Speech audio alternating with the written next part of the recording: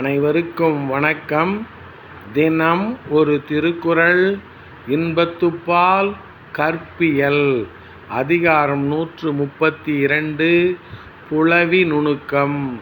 குறள் எண் 1319.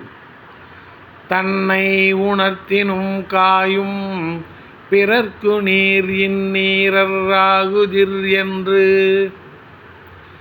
தன்னை உணர்த்தினும் காயும் பிறர்க்கு நீர் இந்நீரராகுதிர் என்று.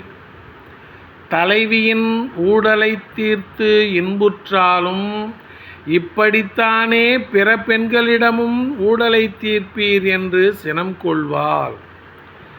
தலைவியின் ஊடலைத் தீர்த்து இன்புற்றாலும் இப்படித்தானே பிற பெண்களிடமும் ஊடலை தீர்ப்பீர் என்று சினம் கொள்வாள்.